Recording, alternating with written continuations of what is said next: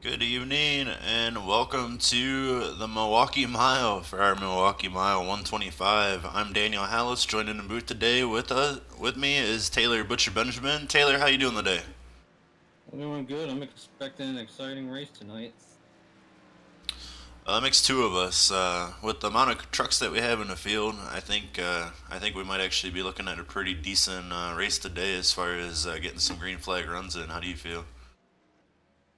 And it appears so. Hopefully, we won't have the kind of race we had at Martinsville where we had 16 cautions in 200 laps.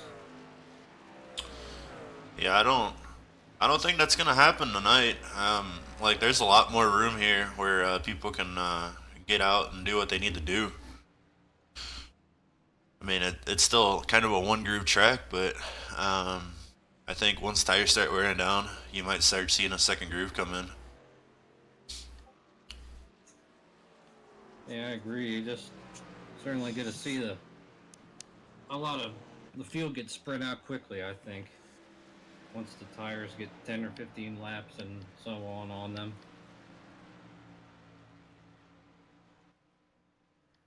Right now, looking at the practice chart, no surprise, Wade Hustad up on top of the board by over 3.5 tenths of a second over the rest of the field. So right now he's certainly looking to be the man to beat. Yeah, the top five, and well, I got the top 10 on the screen right now. There's only 7 tenths difference right now. I mean, could come all down to tire wear. Um, let's uh, let's try to pull up the standings real quick. I got him right here already. Got Jeremy Hebel the points leader, Matt Kleinschmidt second. However, he posted on Discord that he might not be able to make this race tonight, so could be a bummer for him if he's unable to. So Eric Weatherholtz with his win last week in Martinsville jumped the third in the standings, followed by Marvin Wingfield and Bradley Freeman, the rest of the top five. Jeffrey Meyer in sixth, Spencer Tart seventh, Ryan Branch eighth, Casey Drink ninth, and Robert Armstrong 10th in points coming into this race. And Andrew Marsh, I should mention, who comes in 11th, also stated that he will not be able to make this field tonight. So this might be a big hit for him in the points as well. I'll tell you, that hurts. Definitely. Especially for Andrew Marsh because there's only a few positions he can afford to give up before being outside of the chase. I mean, although it is still early in the season, but if he misses the chase by and it comes from not being able to make this field tonight, that'll really sting.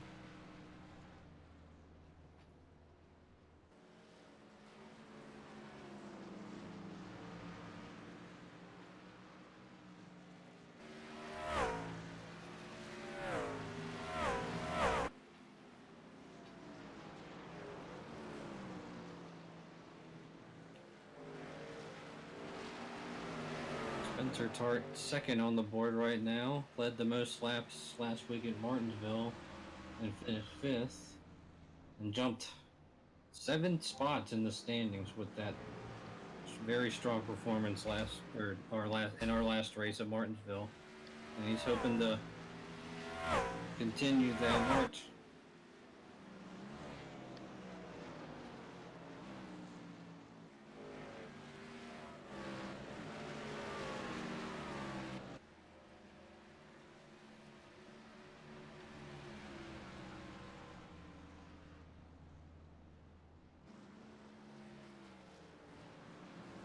Jeremy Hebel, Ryan Branch, Eric Weatherholtz all in the top five. I've been pronouncing.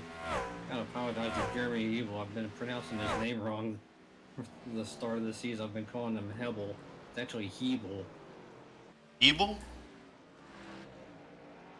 Yeah, I believe so. That's what. Yes, it is Hebel. I just got a message on Discord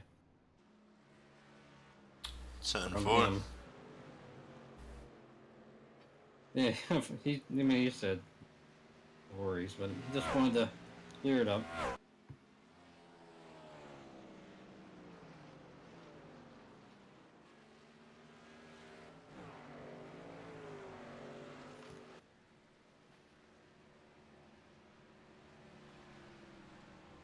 As we're currently 13 minutes away from qualifying, about to get underway.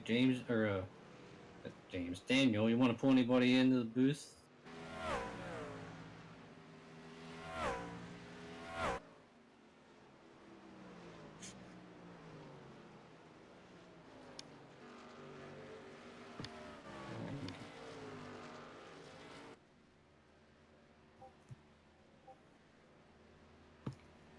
Right now, Spencer Tart currently is down on the track, so I'll try to get him.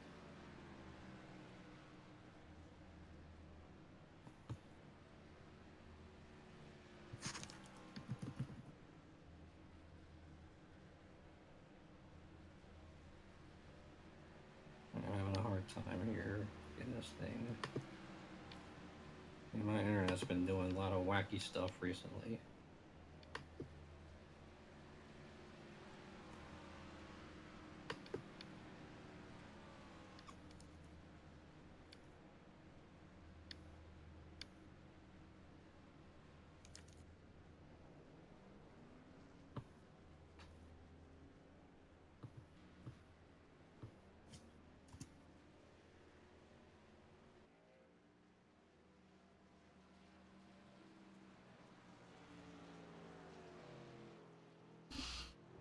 All right, here we go. Hey, Spencer Tart, it's Taylor in the booth. You got me? Yes, sir, I do. All right, now you're looking good in practice, second to Wade Husted, and coming off that really strong performance in our last race at Martinsville. How you feel for tonight? I think we have a good chance tonight. I'm just, looking for a good top five finish tonight. A lot of first times going on tonight for me. Never been here before, and we got some good speed. But Wade looks really fast, and I think everybody else is going to be pretty fast too. So it's going to be an interesting race, and I think it'll be battle all the way to the end, and I think it'll be a good show. Well, in our last race at Martinsville, we had 16 cautions. Do you have a guesstimate on how many we might have tonight? I think it'll be pretty clean, but I think there'll be cautions will breed cautions tonight. I'll go with 8 to 9. Let's see, 8 in 125 laps. Yeah, well, you never know, because Daniel made a comment. He expected to be pretty clean throughout the race as well. And right now, as far as what I'm watching, You everybody guys, looks like they got control of their trucks pretty well. And how sorry, many Daniel, we're about to say something. how many grooves are out there, Spencer? I think there's one fast groove, but there's about two that are usable. I think the fast guys will be able to pass people on the top, but I think it's definitely going to be difficult, and you're going to wear your stuff out trying to do it. But I think there's only one real fast groove out there. What kind of do you got to arc it here? Take us out there. Let's see what you do. I'll All jump on right, board with you. all right, I'll do a quick lap. Try not to speed here. Yeah, I did that last night and ended up putting myself a lap down. So you got to come out on the back stretch here. You got to stay all the way under the yellow. You got to get all the way into it. Go ahead and you brake hard. You can get a big arc going to third. Arc it back down low and get a big run through 3 and 4.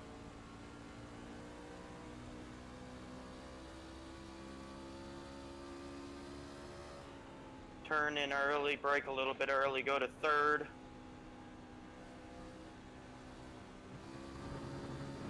Got a little bit loose coming out there, lost a little bit of time, but still pretty quick.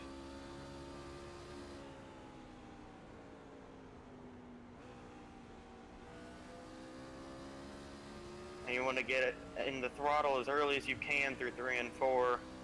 And there's a decent lap, looks like 29.5. That's very amazing. Thanks for that walkthrough. We'll go ahead and throw you back where you were and let you continue your practice. All right, thanks, guys.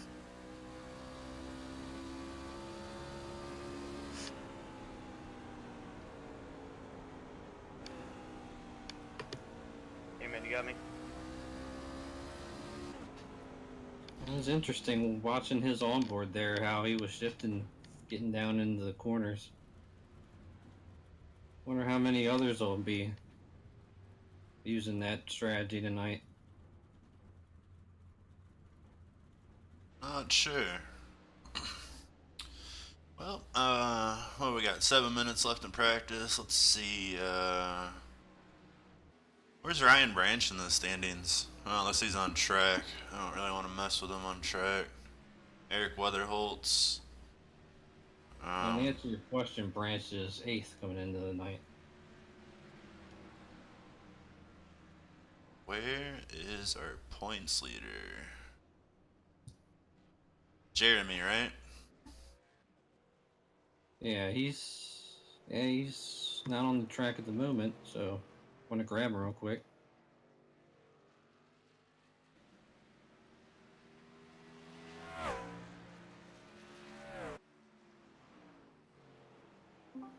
Hey, Jeremy, this is Dan in the booth. You got a copy?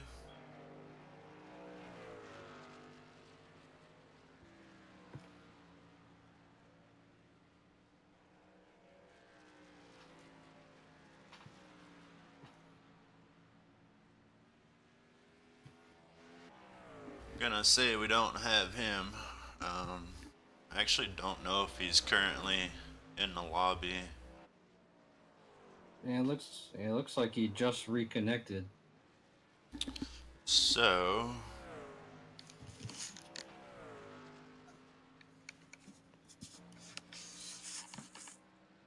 well, yeah,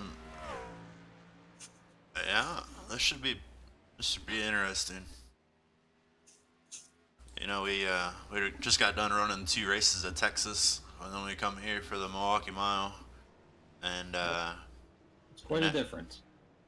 yeah, and then our next race is gonna be Rockingham in this series, so that should be very interesting. Oh, absolutely. It's like the truck series is going all these super hard concrete tracks.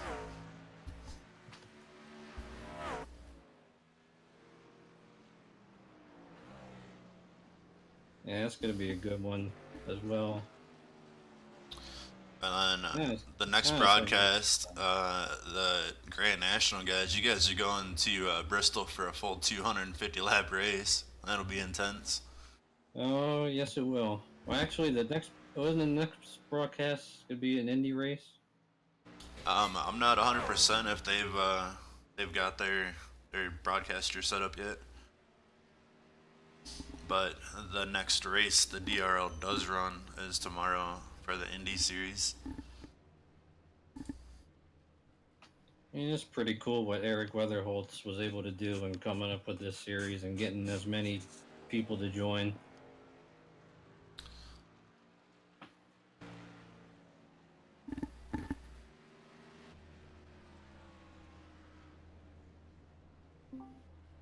Hey Eric, this is Dan in the booth. You got a copy? Yes, sir, I do. How y'all doing today? Hey, we're doing pretty good. How are you doing?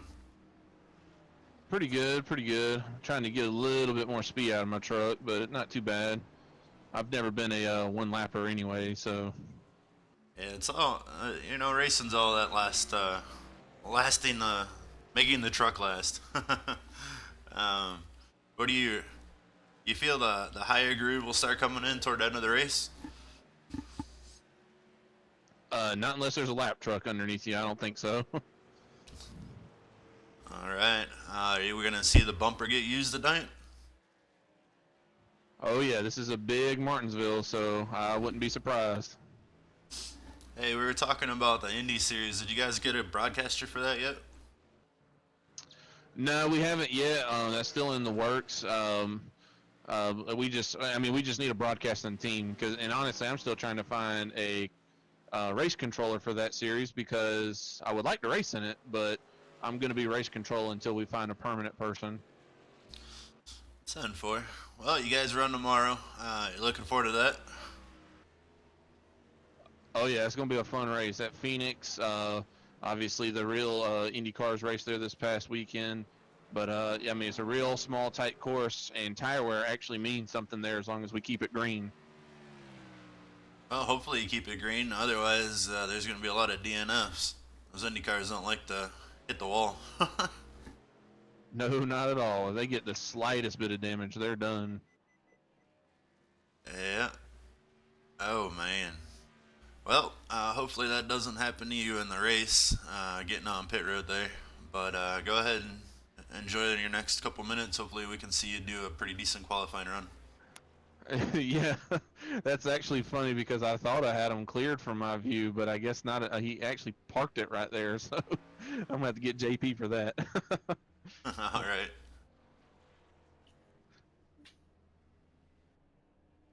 It's a good chance this week because for the guys who are running that Indy race, because right now the IndyCar iRacing series is at Phoenix as well, so good chance to get him some practice.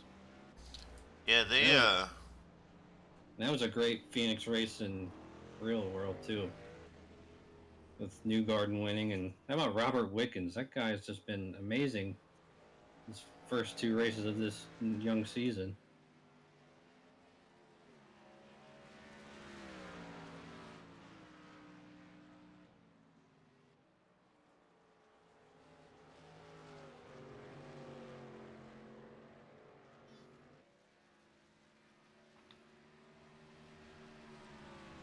So right now, just over a minute left in this practice session before we get qualifying underway. Watching Eric's onboard, he's really, in turns 1 and 2, really getting his left front down on this, I guess you'd call it a rumble strip down there. Yeah, I ran this track a few times in the official races, and I really liked it up until I ended up in a lobby with a couple of guys that upset me, and I kind of quit that week. But that rumble strip may or may not help you, and then the shifting, you got to be really careful with the shifting once you're on your tires a little bit. Otherwise, it just likes to whip the truck out. And we saw that with Spencer a little bit ago when we were talking to him, and he was taking that lap around the track with us. And Eric and Jeremy are teammates, so if one's doing something and finds it, you know the other one's going to be doing it if it's beneficial. Yeah, I would think so. So we got 9 seconds left. And again, from first to 10th, there's a 7/10 difference. Hasn't changed much in the opening practice. These things run for an hour, and then they get to qualify and go out there and race. So we'll go ahead and try to ride on board with Husted and Tart, possibly Branch. And hopefully I don't give you guys a headache flipping back and forth, but we'll see which one does which.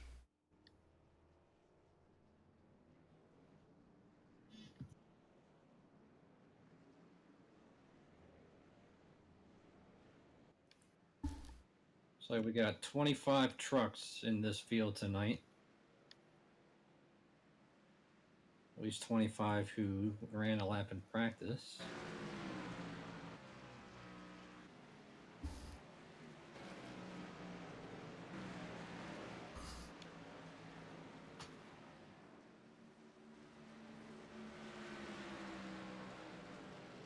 Looks like Branch is going to be going out to start his lap.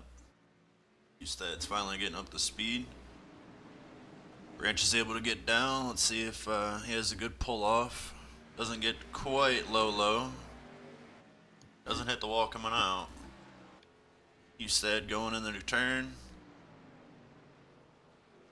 All the way down to that white line. Actually under the rumble strips a little bit.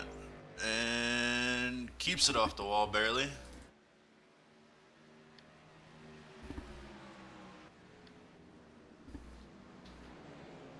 right now, Branch is first. Ran a half, about 6/10 or 6/100ths faster than he did in practice. I think Hustad did hit the wall because he reset. So right now, Tart's getting ready to go out and run his lap. Looks like Hustad's gonna take the slow roll again through 1 and 2, try to conserve his tires. He certainly doesn't want to hit the wall again, or else he'll have that penalty that this league enforces of not getting a clean qualifying lap in.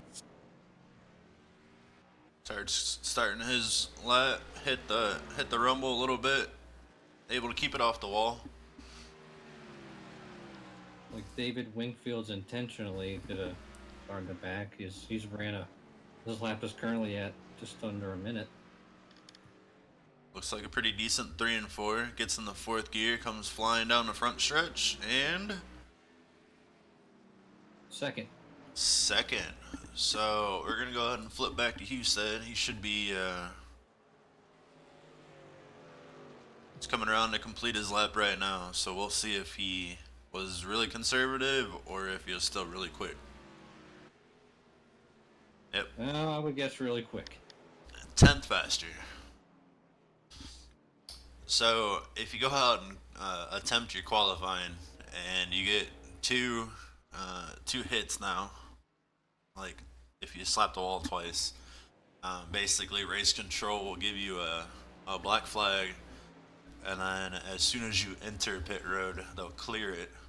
So you got to drive through in a sense. But if you don't attempt a lap whatsoever, you end up with the hold for 30 seconds. They've amended it a little bit. It's like Eric's out there, possibly putting a faster lap down.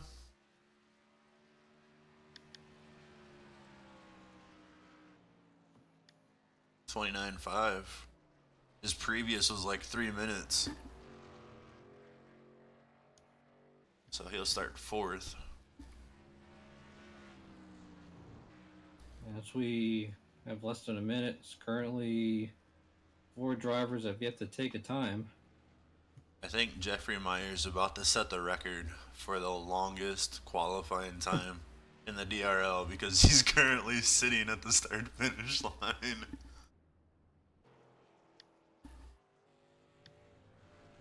Well, there's nothing illegal about doing that, as long as you get the lap in.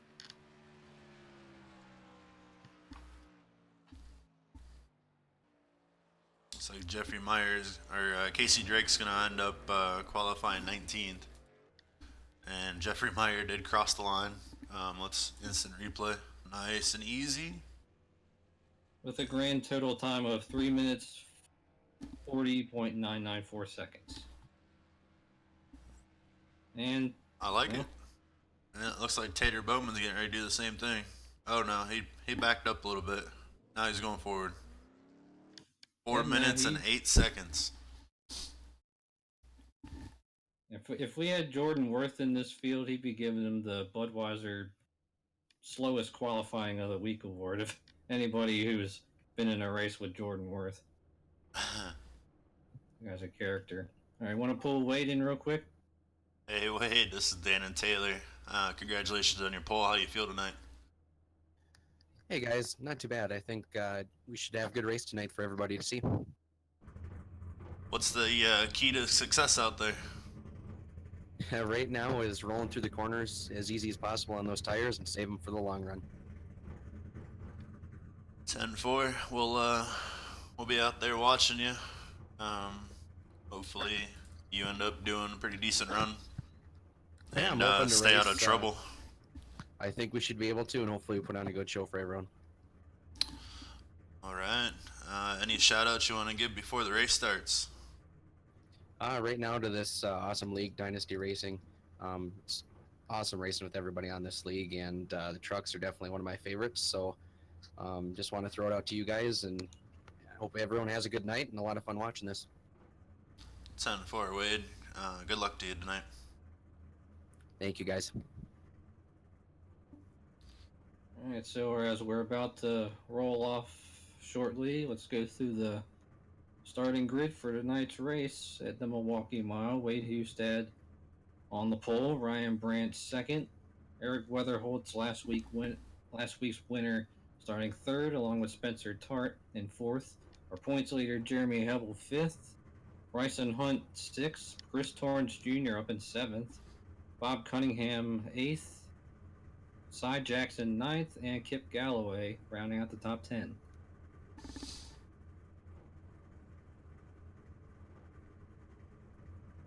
And then we have James Pandoff and Kenneth Lehman, Bradley Freeman, and Zachary Smith. Trying to show you guys some of these cool trucks. Dakota Wilkins and Marvin Wingfield. Martin Wenzel, Robert Armstrong 18th, Casey Drake 19th, Cody Godsky 20th, William Wingfield 21st, David Wingfield 22nd, Jeffrey Meyer 23rd, Tater Bowman 24th with that 4-minute and 8-second qualifying time. And that should round it out. Taylor's up here with me.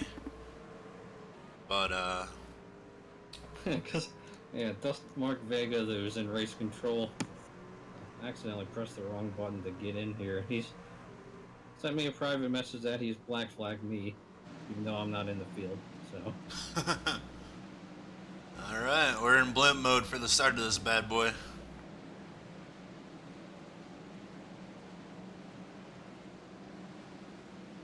Here we go. Nice jump by the 29.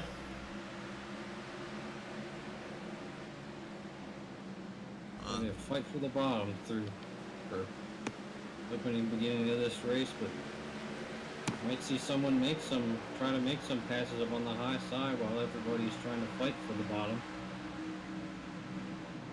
Oh, Trouble! Spencer Tart gets spun. Oh no. Jeremy Hebel got into the left rear of Spencer Tart. He got hit hard in the left rear. Trying to see who that was who that got into Spencer Tart.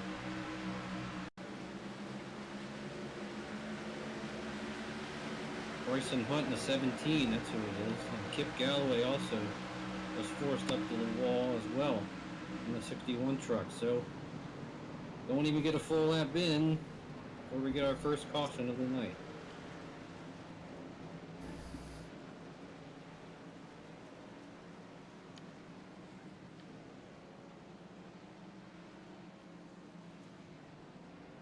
Now we asked Spencer how many cautions there'll be, and he said he predicted about 8.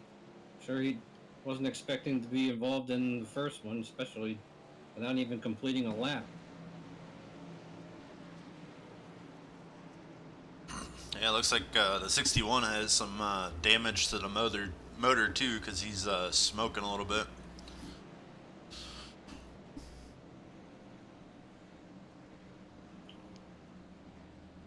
Alex Hebel just got into the left rear of Tart entering turn 3. And Bryson Hunt just had nowhere to go, and Kip Galloway, he's actually slammed into the back of Bryson Hunt pretty hard, hence the damage he has to his motor.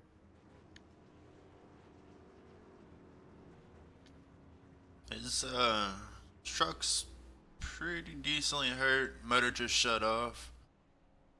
Hopefully it doesn't have any engine damage. Let's see. I don't know. Let's see how upset he is. Hey Spencer, this is Dan in the booth. Tough break out there.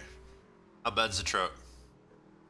It's, I don't know. I don't think it's going to be very good. I'm definitely disappointed. It's lap 1, it was really early, and I'm not exactly sure what happened. I haven't seen a replay, but I guess I came down on him. Didn't seem like it.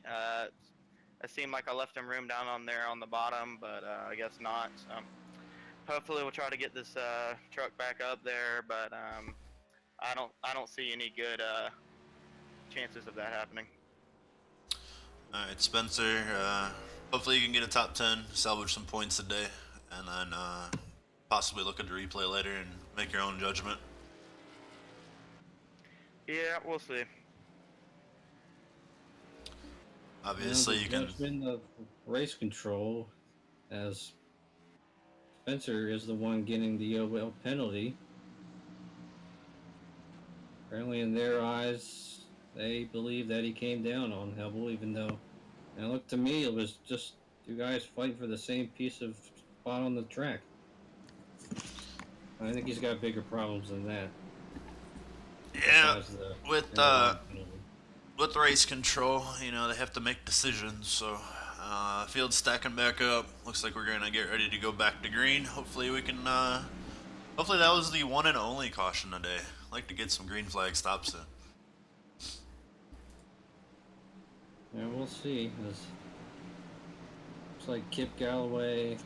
Got. It looks like Torrance Jr. is blinking just a hair. Hopefully, that doesn't sit around too long. Yeah, hopefully, because I certainly know what that's like, having minor issues.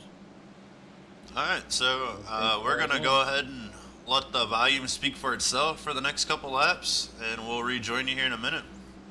Alright, let's crank it up.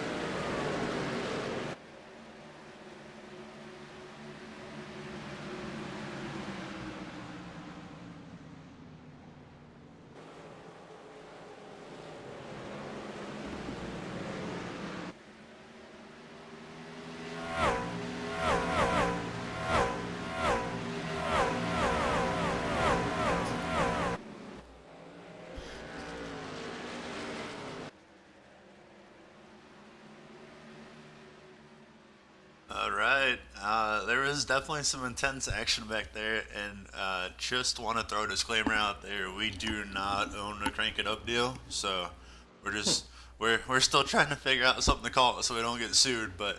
Yeah, exactly. Man, they're 3 and 4 wide back in the pack here. Yeah, just a couple laps ago, Kenneth Lehman absolutely booted Bob Cunningham into the first turn, and Cunningham had to really lock the brakes up to keep from Yeah, this truck. we seen a little bit of smoke. I just figured it was someone locking up that left front too hard. And Lehman sure gave him a shot. And Bryson Hunt, by the way, after that last wreck, has already called it a night. He Hey, is disconnected. yeah, definitely disappointing when that happens that early in the race. So, Kip Galloway is still on pit road. Looks like he's gonna try to go ahead and get that motor fixed, but with a blowing like that, you know, it's a little bit of a right. I just sitting there enjoying the hot dogs. Yep, pretty much. So frustrating to have your race taken away from you after not even making it back to the start-finish line to complete one lap. Oh, we got a battle up here. Looks like Ryan Branch just lost a spot. And Jeremy Hebel in the third. By the way, Wade Hustad is checked out. He's already pulled off to a 2-second lead over Eric Weatherholtz. Yeah, almost the whole straightaway there.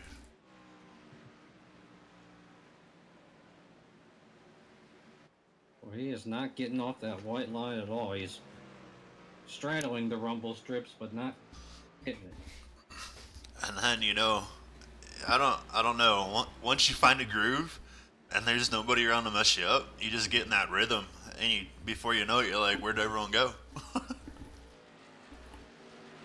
Right now, he's just out for an old Wednesday night cruise. around Milwaukee, Wisconsin, as like Eric Weatherholtz is practically doing the same thing. He's pulled away from Jeremy Hebel.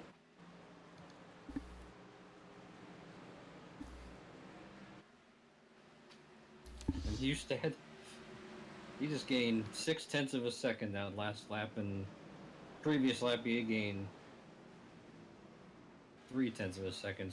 So it's up to 2.8, and he is setting sail.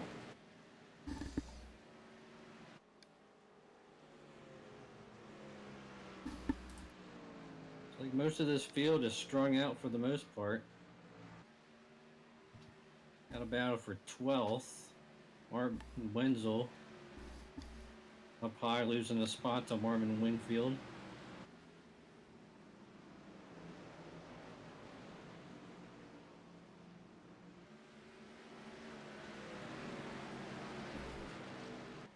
It's still a long race, so if somebody's a little bit faster than you, might as well let him go.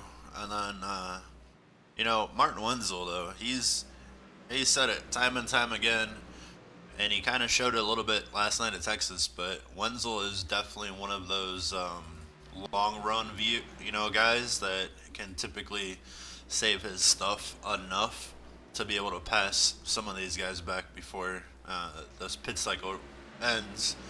But the only problem with that is, when the pit cycle ends, like, did he save too much, And he's employed that strategy before. We saw it at Atlanta. He started, I think, 20th in that race and wasn't very good at all through the first little bit, but he managed to keep his car in good shape and came up in the top 5, I believe, in that race. Nice little pack he's of got trucks a big here. Slab of trucks in front of him, though. Got a big 6-pack right in front of him. Dakota Wilkins and Kenneth Lehman are side by side. They may be flirting with 3 wide here in a minute. It looks like almost 44 thought better of it. Oh, there we go. Here's some 3 wide in contact. And Wilkins is up in the wall. He keeps it going. No caution so far. Nope, no caution. Let's see what may or may not have happened here.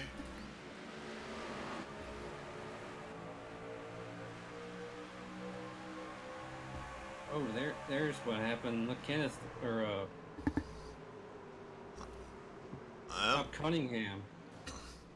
He and the 19 and Marvin Wingfield got side by side, and they made contact and shot Cunningham up into the left front corner of Wilkins, and he was just a victim, sent him right in the wall. Luckily, the wall didn't grab him like it has a lot of people here. Have you hit the wall hard enough yet to where your car just stops? Well, a couple times. Yeah, we sure saw at Texas that once you got into that wall, it just kind of reaches out and bites you, and kind of like a magnet. Right.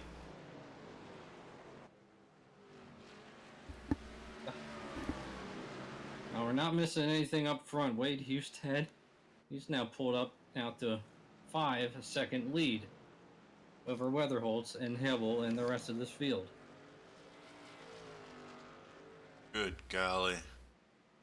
Alright, so he's crossing the line now. And Weatherholtz was just coming out of 4. Is Hustad for points? I believe he's running for points in the Cup Series. Well, that's good. That means that the 12 and the 1 of Weatherholtz and Hebel are going to be actually, like, this is the race for points right here. So same with Branch. Hebel, excuse me, I've been pronouncing his name wrong already again. Hebel has been closing in on Weatherholtz down to about 0.8 of a second, keeping him in his crosshairs. And Ryan Branch is trying to join that battle as well.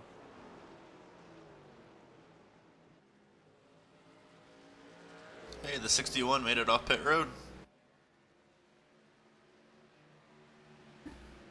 Currently 13 laps down. With no power.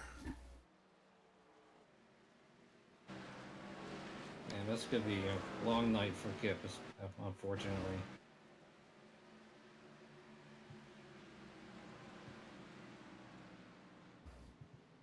Looks like Tater Bowman's slowly working his way forward. Yep, after that amazing qualifying run of 4 minutes. Yep, started Right 24th, currently 14th. Yep, he just passed Kenneth Lehman for that position.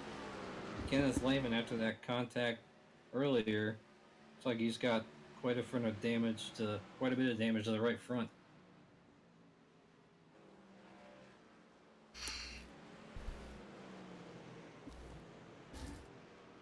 And now Weatherholtz.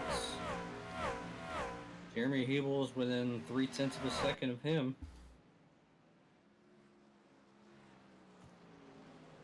Looks like Hebel's really getting in the corner a little better than Eric right now.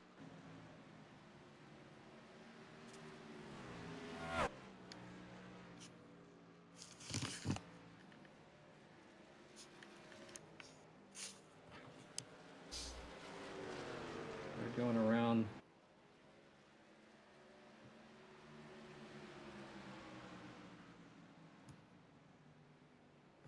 Around Cody Gatsky, and he's spinning up in turn 2, and the caution is out. Was Ryan able to avoid that? It's a single truck spin. The leaders had just put a lap on Cody Gatsky. Looks like he's got something wrong with the rear suspension. Looks like the right rear track bar is out, and he's driving that truck half sideways, trying to get it back to pit road. All right. Well, they've been out there for 27 laps. Definitely coming down pit road to get some tires.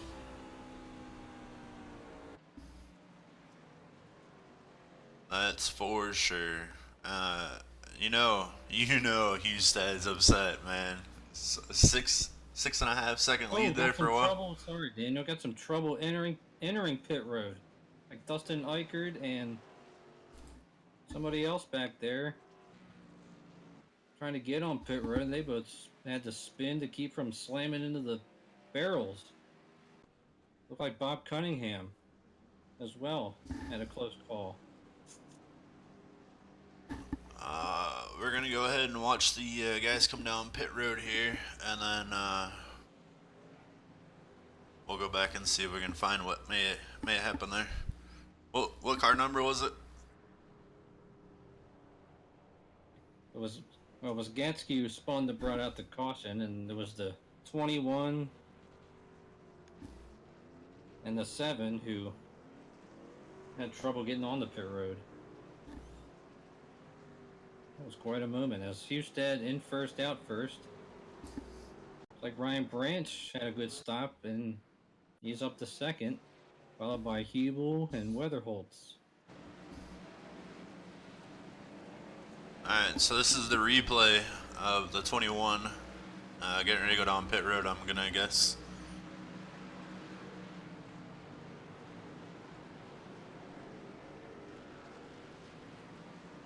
Oh, well, they just locked it up, no contact. Forgive and forget.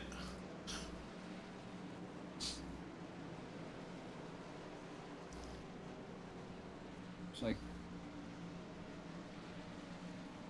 a couple of guys are coming back in.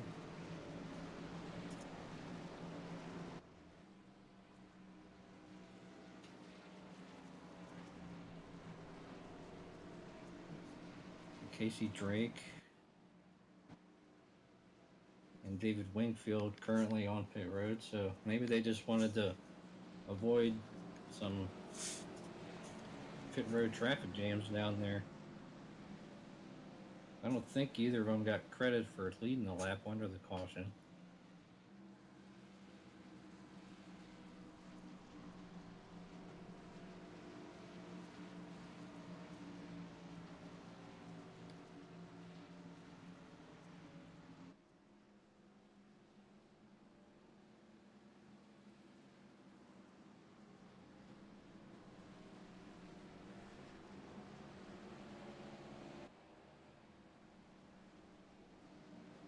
Looks like a couple of trucks are being sent around the pace truck, getting the wave, a pace car getting the wave around. So it's like we're about to get the restart in another lap or two.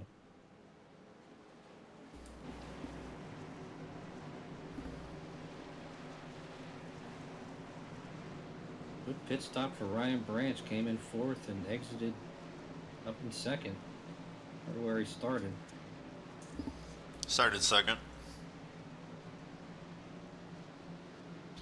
All right. I say we turn it up, pump it up. All right, let's do it. Let these guys rumble.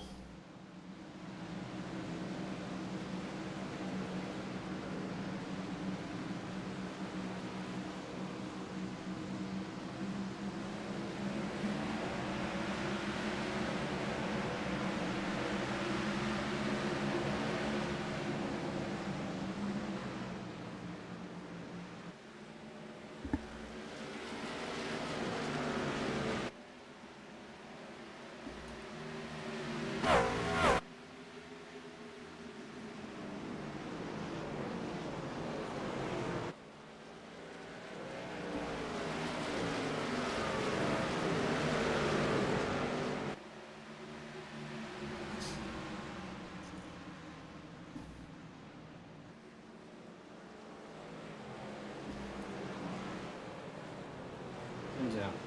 Got trouble at turn 2 again. Oh no. Wenzel got taken out, I think. Yeah, looks like he braked a little bit too soon or premature. The 21 didn't brake enough? I don't know. I'll let you guys pick it out. I'll back it up one more time here. Now, needless to say, Bob Cunningham is at a very rough beginning to this race. We'll go blimp. Maybe. Uh-oh. Oh, like Wenzel almost stayed off the wall, but got it with the right front at the last second there.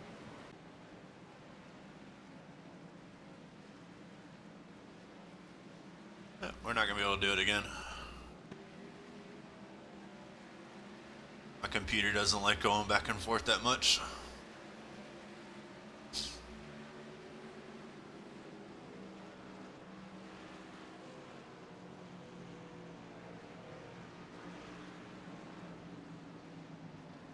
So, our third caution.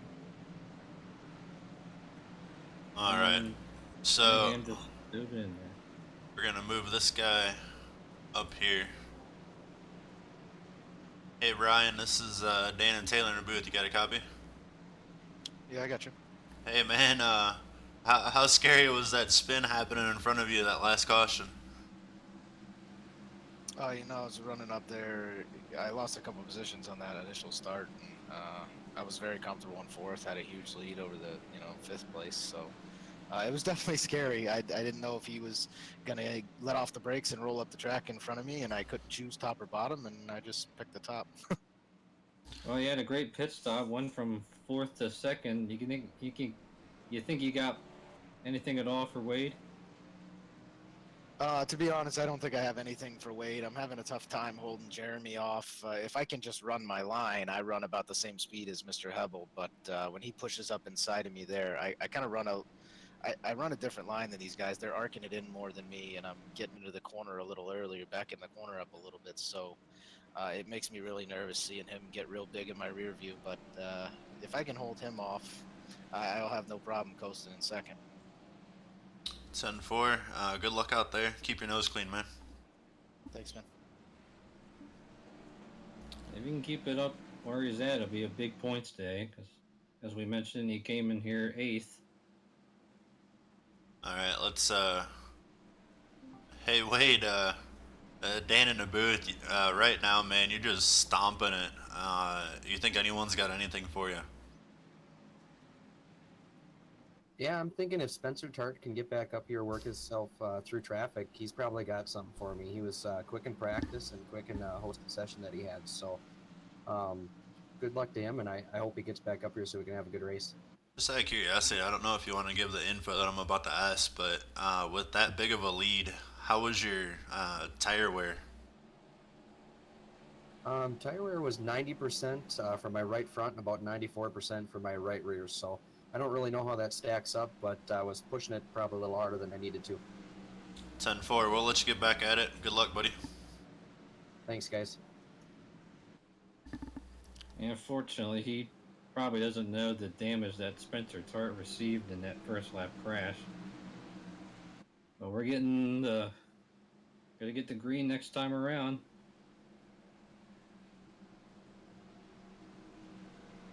Houston has led every lap so far, but you never know. We saw last night in the Cup race, Eric Wolf led all but 7 laps, but strategy call for Thomas Harmon helped him get the win.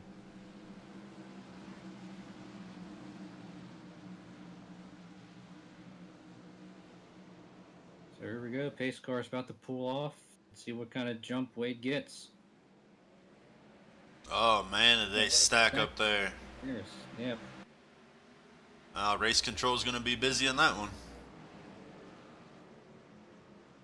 And no doubt. Like Pandoff got hit pretty hard. Now I got trouble. Jeff Meyer spins. He had some contact. Casey Drake got a piece of it. Looks like Tater Bowman involved as well.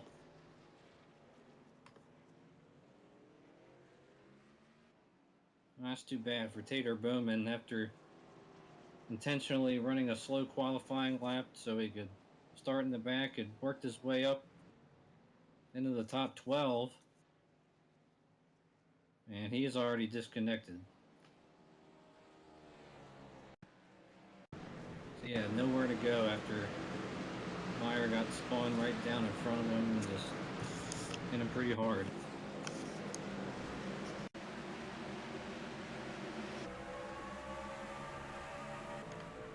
It looks like Jeff Meyer got victimized by a blinker right there. I believe it was Chris Torrance who got him. And you had mentioned, Daniel, that was blinking at the very beginning of the race and was hoping that it wouldn't be an issue, but looks like it happened again. And he's already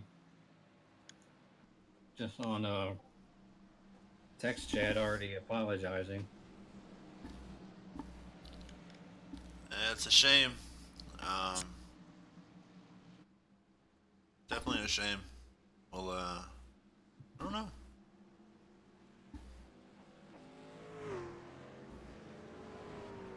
It looks like Meyer took quite a bit of damage to the left front and the whole front as well. And it's like, yeah, I was watching him drive back to pit road a minute ago. He had something similar to Cody Gatsky a minute ago. It looked like he had something broken in the rear suspension of his truck. Hey, Robert Armstrong, this is Dan and Taylor in the booth. You got a copy? Yes, sir, I do. Hey, man, how's it feel out there? This is my kind of track here. This is actually the first time I've driven it, but I'm getting it now. I figured out you got to drop down to third and just saving my tires. So I'm going to try to make a long run here and see what I can do. That last pit run where you guys had the 27 green, what was your tire wear sitting at? I had 92 on the right front and 95 on the right rear, so I was good. I wasn't pushing it hard at all. 10-4. Thanks for giving that info out. It's awesome to hear for the viewers at home. And wish you the best of luck out there. Hopefully you can keep your nose clean and come back with a decent finish. Yep, we hope so. Hopefully I get this one finished. 10-4. Have a good night. Well, he's quietly worked his way up from 18th starting position up into 7th. Are the lights going out on the pace car finally? Maybe so, maybe no. Yep. Yep, lights are out. Double it back up. Let's do it. Let's do it to it.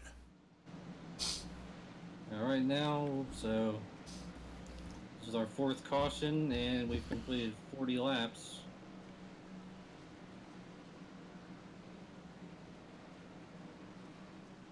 So,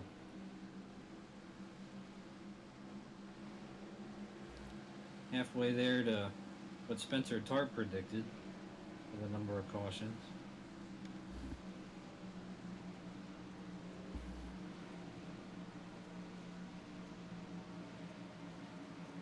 Let's see what Jeremy Hebel could do for first time that he's been on the front row for a restart.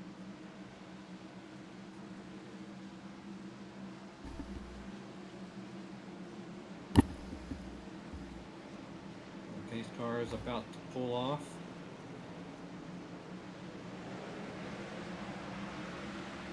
And Wade gets a good jump, and so does Hebel.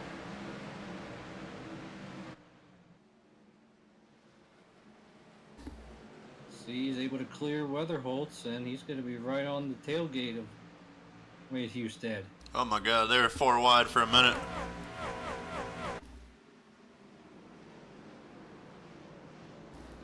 Looks like it's sorting itself out somehow.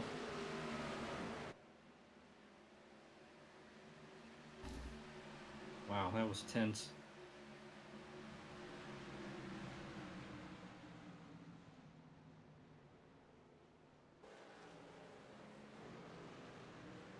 He will not letting Hustad get away.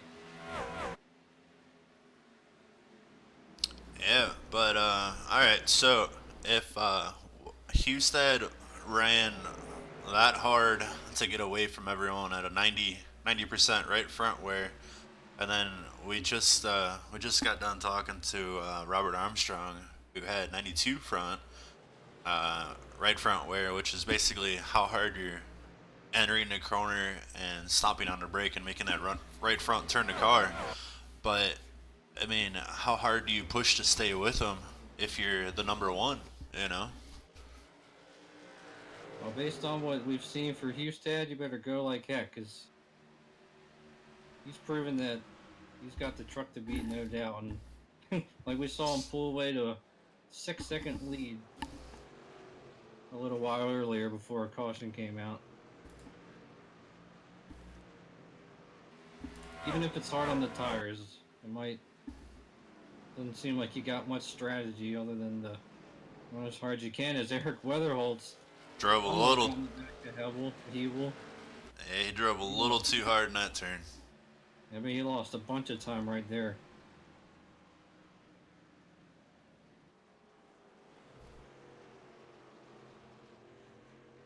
I didn't really see any block up. Might have just slid the nose a little bit.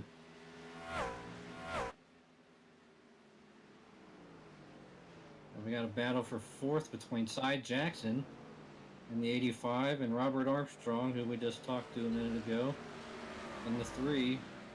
The 23 is getting ready to take it from the 3.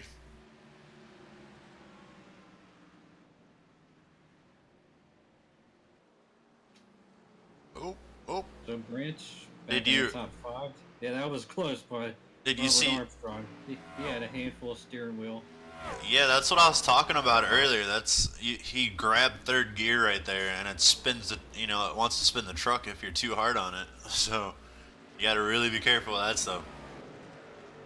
Yeah, I can recall at Pocono once, Denny Hamlin once had a wreck going into turn 3, shifting down to 3rd, and immediately the car took off on him.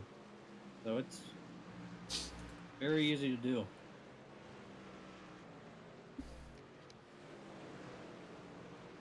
Here we go. Oh, they touched the 21. These guys are back here just bouncing off each other. Bob Cunningham, he's got to be wondering, do I have any writing on my truck that says "hit me"? Well, he does have the sponsor on his truck that he has. I'm not gonna say it, but I mean, you might want to go hit it too. Who knows? Man, so far, this is going to be a race that he's going to forget quickly.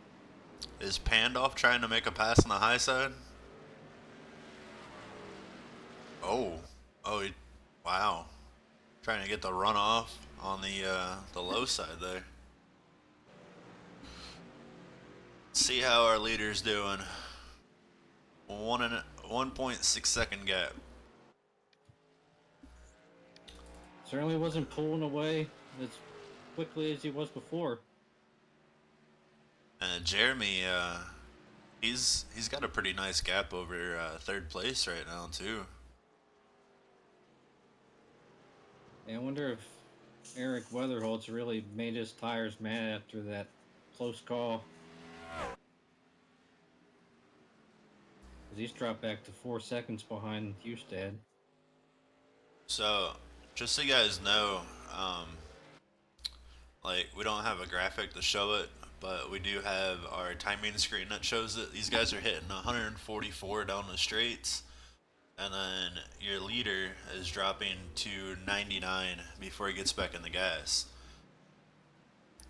So, 60 mile an hour difference. It's pretty impressive. That's still hauling the mail for as small a track as this is. It's only a mile long, very flat mile long track, but they're turning some serious speed. Do you know what the banking is here? He just hit 149 going into turn 1 that time. Yeah, I think Wade's out there just playing, having fun.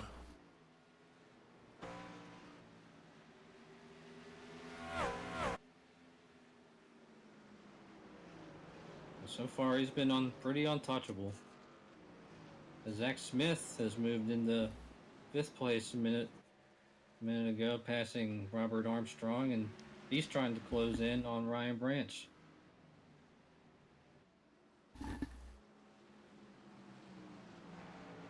Yeah, Brian was doing really well earlier in the race. I'm kind of hoping he can adapt a little bit and possibly give these guys something. Maybe not back up his turn as early as he was saying he was going to. Oh, he's holding his own for now. Let's hope he ain't burning it up. Oh, he drifts. Oh, looks like he's running the second groove through turns 1 and 2, trying to maybe save those tires. He's keeping Zach Smith at bay for the moment.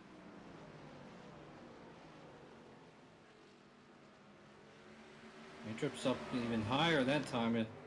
Smith is going to have a run, and Smith gets sideways, but hangs on to it. Branch dives it hard into turn 1. Looks like Smith was able to get alongside him, but slides back in behind him. Robert's loving watching this stuff happen. Go out there and burn it up, guys. I'll catch you here in a minute. Yep, oh boy, that They got touched. close off turn 4. Did they touch? Oh no, we got a caution. We got a caution on the racetrack. Spencer Tart once again. Oh, and he got hit again long after the caution came out by, I believe that was David Wingfield. Just locked it up and couldn't miss him.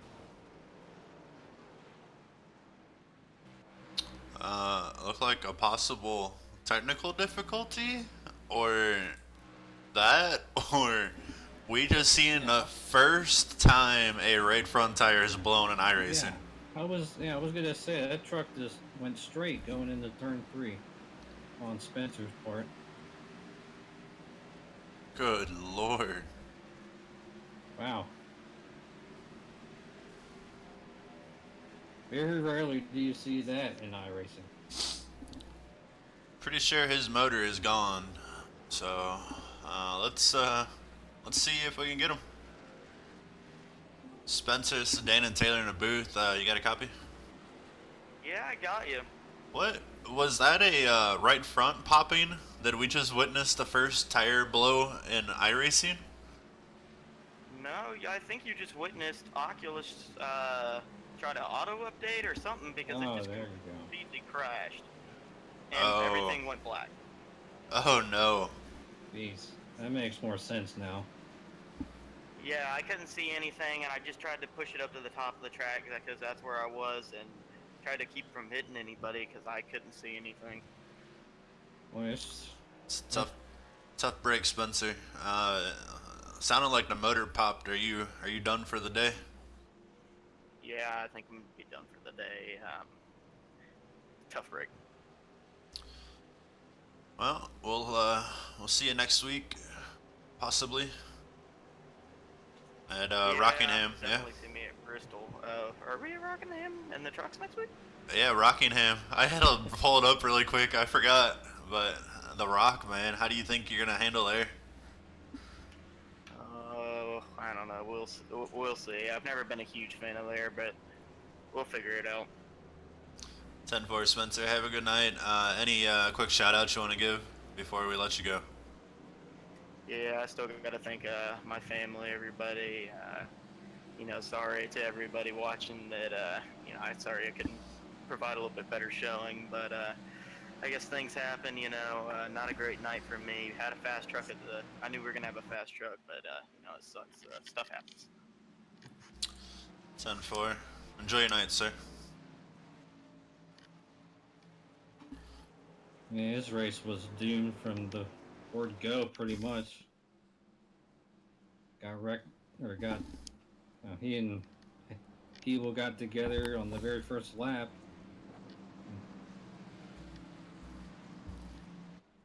And his problems went just from bad to worse. I'm glad we brought him in to ask him what happened, because the internet crashing sounds a little more. We'll see. More sense than, Oculus is that headset, the VR headset. So, I've heard it once before in a broadcast, and I'm going to go ahead and reiterate it. Here on iRacing, we don't have real trucks, we don't have real cars, but what we do have is real people in a virtual world. So when virtual things break, we just witness what happens. There's nothing he could do. There was no way for him to pause it. On iRacing, you're still going. So, unfortunately, things happen. People spend a lot of money on stuff. So hopefully they can get it together. That way they can come back next week and enjoy doing what they do best. And that's win virtual races in a virtual world. yeah, it's quite a sickening feeling when you have something go wrong on the technical side, and there's not a thing in the world you can do about it. Once again, Wade Husted helped serve on the pit stop. And here we go, green. Oh, we got a sidewayser. Who is it? He kept it low. Dustin Eichard. A second big moment for him. We saw him have trouble getting on pit road earlier. Avoided disaster. Looked like he avoided disaster again this time. Again as well. And Husted up a half a second. He's still I believe he's still led every lap. Handoff with the pass on the high side.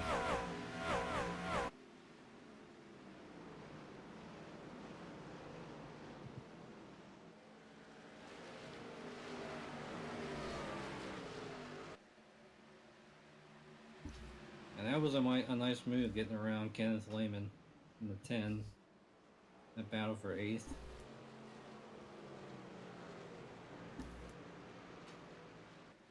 See what Weatherholtz can do with what he can do with Hebel here. Taking a look to the inside. They got back on the gas sooner. They're gonna be side by side.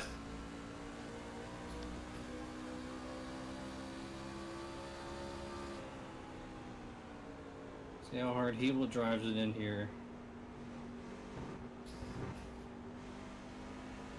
It looks like Eric's gonna clear him, and he does. Ryan Branch is going to try to follow as well.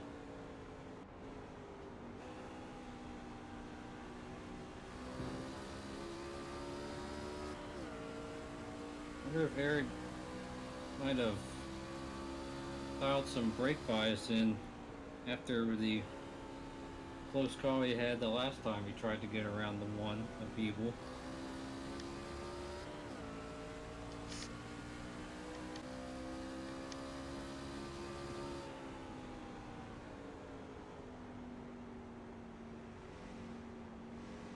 You know, riding on board with Weatherholtz and riding on board with Branch, you can definitely tell the tale of two different driver preferences. With Weatherholtz wasn't downshifting, Branch is, so there's definitely more than two ways to get around this track, and you guys seen it there. If they're both making it work.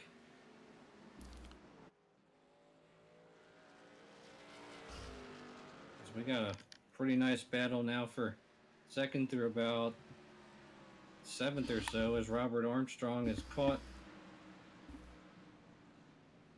this group of trucks.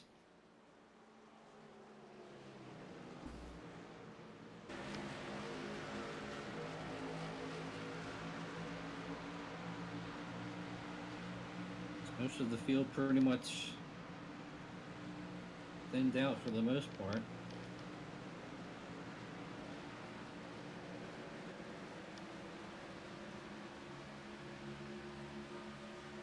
We're 5 laps past halfway.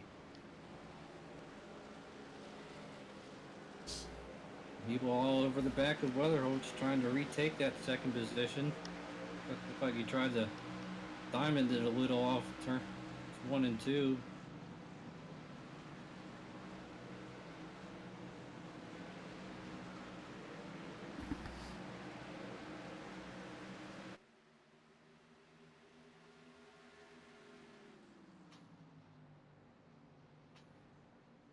Hustad's opened up the gap to 3 seconds once again.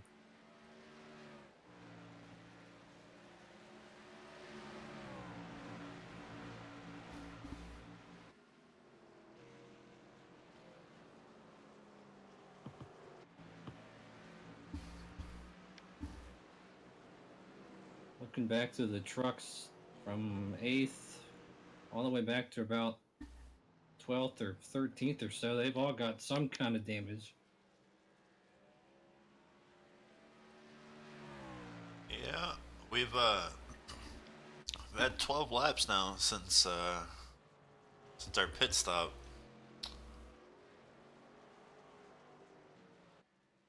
Cody Gatsky's out there on 40 lap old tires. Pretty impressive. He's 5 laps down and 17th at the moment. We saw him spin as he was getting lapped earlier. And looks like his handling's been pretty tough for him. He's got a real ill handling truck is what I'm trying to say. My truck wouldn't be too happy on 50 lap old tires either. Yeah, well, it looked like he has been just having trouble all night, regardless of what kind of tire situation he's on.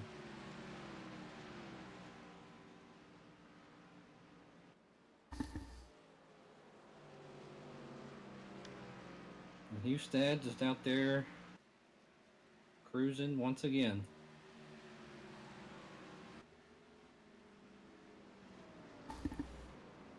He has basically stolen this show so far tonight. So We're about to. we're 15 into it since our last restart. We'll go ahead and run through the field real quick. We got Wade Hustad in first with a commanding lead, almost 4.5 seconds now. And Eric Weatherholtz is second. Jeremy Hebel is third. Ryan Branch fourth. Zachary Smith fifth. Robert Armstrong is sixth. Marvin Wingfield 7th, James Pandolf's 8th, Kenneth Lehman is 9th, and Casey Drake rounds out the top 10. Martin Wenzel in the 11th, Dakota Wilkins 12th, Dustin Eichert in the 13th position, William Winfield 14th, and he's the last truck on the lead lap at the moment. Bob Cunningham 15th, David Winfield 16th, Cody Gatsky 17th, Jeffrey Meyer 18th, Spencer Tart out of the race after those two wrecks in 19th, and Cy Jackson, who was running up in the top 5 earlier, not sure what happened to him, but he's scored 21 laps down in 20th. Rest of the field, Kip Calloway, who's had all sorts of problems tonight, 21st. Chris Torrance Jr. involved in a wreck, 22nd. Peter Bowman also involved in a wreck, 23rd. Bryson Hunt involved in the very first caution on the very first lap, 24th. And Bradley Freeman would be 25th, although he gridded 13th, but I believe actually did not make the grid.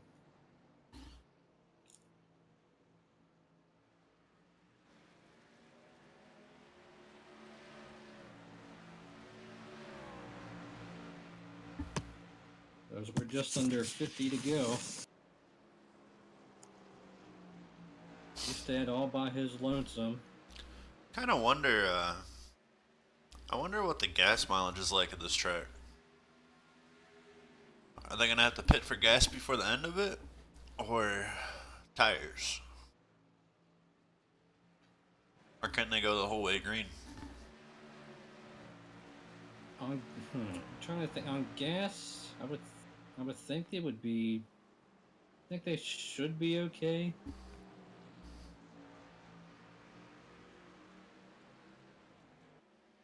I'm sure they'll be wanting tires, but they won't come down and get them because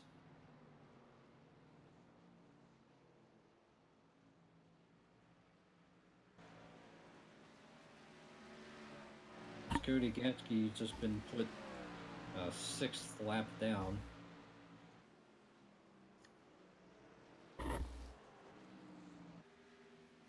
And Zach Smith in 5th, trying to reel in Ryan Branch. Robert Armstrong, I should say, trying to reel in Robert Branch. He had just gotten by Zach Smith.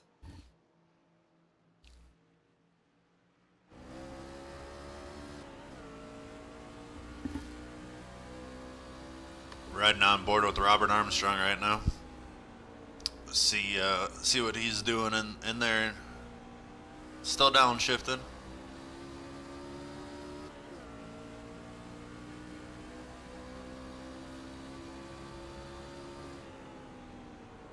Pretty wide arc going into turn 1.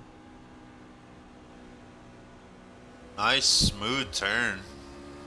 Right on Branch's bumper. Branch, and he's going to take a look. See how Branch defends. Nope, he's just looks like he's going to move up and give him the spot. Really getting through the center of the corner very well. Only problem with letting one guy go is sometimes you end up letting a whole bunch of people go too. Looks like you might lose. Even though you're meaning to only let just one. The Branch is fighting back. He's the only Toyota in that group of Chevys too. Zach Smith dives under Branch and takes the 5th position away. Looks like Smith's gonna try to challenge for 4th here. A couple of laps ago, I said Armstrong had gotten by Smith. Couldn't tell if Smith got really sideways and had to get out of the gas, or if he just let Armstrong go, because he just all of a sudden blowed up for some reason in turn 2, and Armstrong went sailing past him on the outside.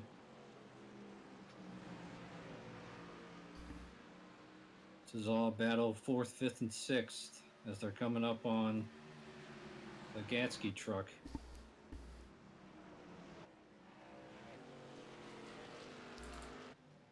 And our leader's still out there. He's still passing cars. He's got a 7-second lead now.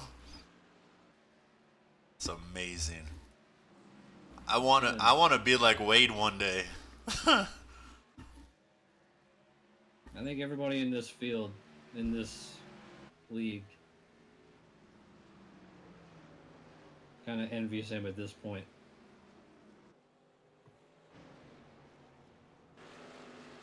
Looks like all of our lead lap cars are getting through traffic, no problem.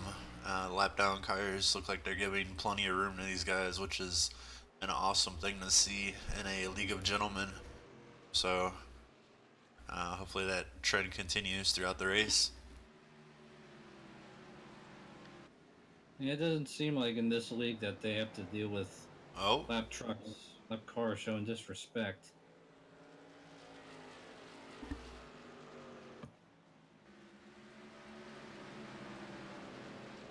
Cy Jackson has made his way back onto the racetrack.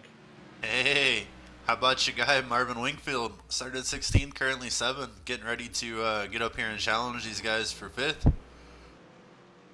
Yep, and I'm looking at his truck and I don't see a scratch on it. He's taking very good care of that truck tonight, and it's paying off. That's as we get down the seeming more and more like Marvin's one of those guys that goes out there and he's really not known until toward the end of it. Gotta keep your nose clean, right? Yep, exactly. And that's how he's 4th in the points right now. He's done just that, and he might be ready to take 2nd or 6th away from Ryan Branch here momentarily. Are they are all of those guys brothers, or do you know? Marvin, William, and David? I believe one of them is father and son. I'm not sure about the other one. Huh. We're gonna have to get a little backstory on that one. So as far as the Wingfield fans go, if you're out there watching, Marvin scored 7th, and then William's currently 14th, and David is 15th. So they're doing pretty decent right now. Hopefully, I'm sure the William and David are praying for caution to get back up there, but we got a gaggle of cars now up here around Marvin. Couple of lap trucks in there. Oh, Brian Branch. He just got closed. Oh, man. By William Wingfield, and there goes Marvin underneath. He's going to take advantage and move up into 6th. You know Ryan's hot. Yeah, I was just about ready to say that Ryan's probably a little hot under the collar right now. Is he pitting? He's coming to pit pitting? road, looks like. Oh, here. Yeah, Ryan Branch on pit road here with 35 laps to go. Wonder if he's gonna go for 4 or 2. See what the trend is. Let's see as he gets in his box. Relatively nice. Right side goes up. Drops. Left side? Like they're going for all 4. Left side goes up as well.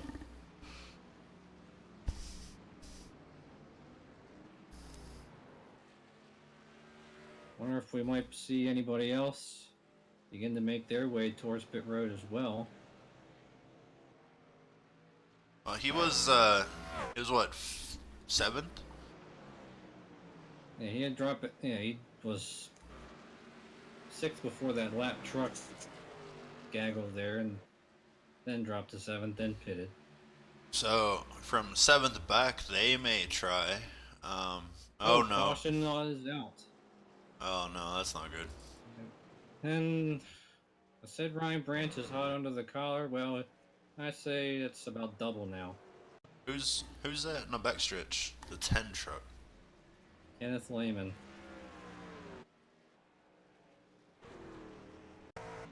Back it up, see what we can see. We'll Go blimp mode.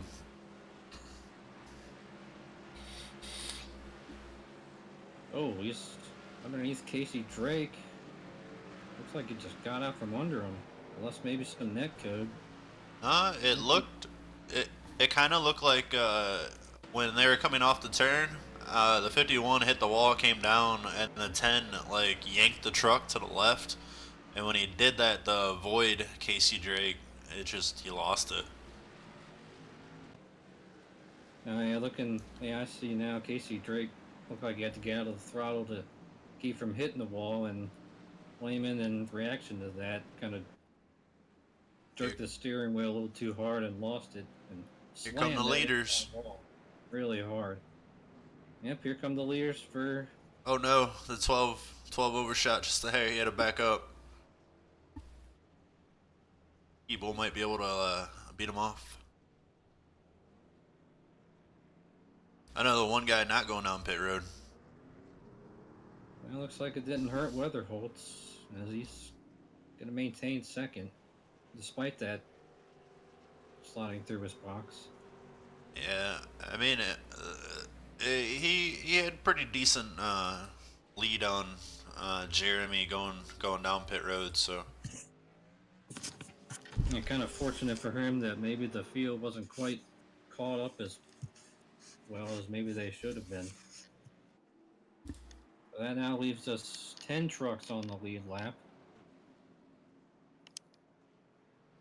Hey Eric, this is Dan and Taylor in the booth. You got a copy? That I do, guys. How y'all doing? Hey, not too bad. You had a long green flag run there. Were you guys good to make it to the end on gas? Were you thinking about pitting or no? Nah, I was going all the way, man. I had plenty of gas. Tires I was worried about a little bit, but that's why I was backing up my entry, because I was trying to save that right front. But no, I had more than enough gas. Do you think you can hang with Wade on this restart? Nope. So, well, I mean, at least it's not for points as far as first goes. I'm sure it's gonna hurt the pride a little bit not being able to win it, but your battle's behind you. So, wish you the best of luck of getting a little closer in the points there. Yeah, I appreciate it. It's going to be a big jump on Clyde Smith, and obviously I'm hoping to keep Jeremy right behind me, even though it's for pride more than anything. 10-4. Good luck. Appreciate it. Y'all have fun. Hey, Ryan Branch, it's Taylor. You in the booth? You got me? Yeah, what's going on, man? Well, that was pretty tough 10-lap sequence for you there. Got held up by some lap traffic and then got caught by the caution after making a pit stop in the green. Yeah, it was just terrible timing. Luckily, I only have a lap and a half on my tires, so hopefully I can fight through this field here.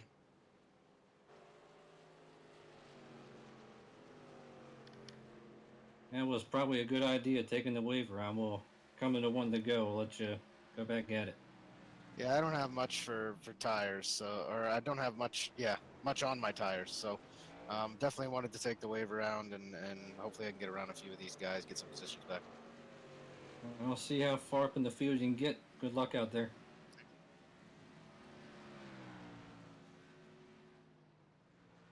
Yeah, that was just a real tough break. Oh, we're going green. Yep. Whoa, the 21. He almost. Were they rubbing there? Very close. I think they were. I think the 12's got a little bit of damage on them. Yep. Little fender damage. I'm gonna rewind it. Hopefully they don't wreck, but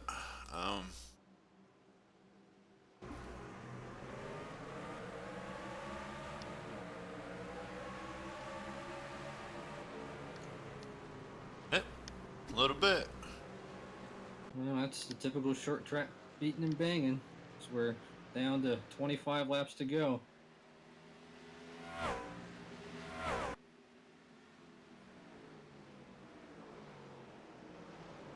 Here comes Weatherholtz back at him. Caution. And caution is out. Ryan Branch. Oh no. He's slow. All right, going down the front stretch. Oh, he didn't check up hard enough for the 34. Hit 34. Backed it hard into the wall. Tough break. Tough break.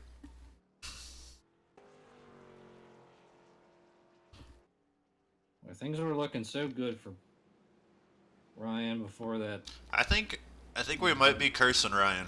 We might just want to let him go next race and not bother him. Every time we say good luck, I just no.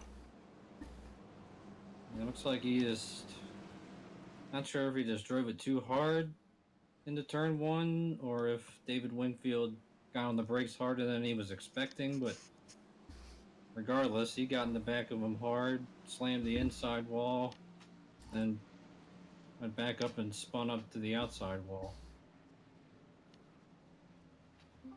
Robert Armstrong, this is Dan in the booth. You got a copy? Yes, sir. I got you. Hey man, so started 18th, currently 4th. I'm hoping I don't curse you here. So can you get up there to second place? No, I don't think I got any for the three in front of me. Me and Zach have been running together the whole race, so I'm about where I'm probably going to finish at as long as nothing happens. 10-4, I hope to God it doesn't happen. Otherwise, I am never interviewing you again toward the end of a race. But good luck. I appreciate y'all doing a good job. I got it on. I can hear it, so y'all doing a great job. Thanks a lot. Thanks, man. Yeah, I wonder if when you You know, I pulled think. him in there quick, I was thinking, oh man, hope he's not the next one to. Well, last week at Martinsville, we did that like really quick. Hit him with a quick question, like the top 5, and then the ensuing restart, it all went wrong. yeah, I feel kind of bad about that, but And now we've done that to Ryan Branch too, unfortunately, and he's going down a lap, so it looks like he's got some pretty serious damage. well, let's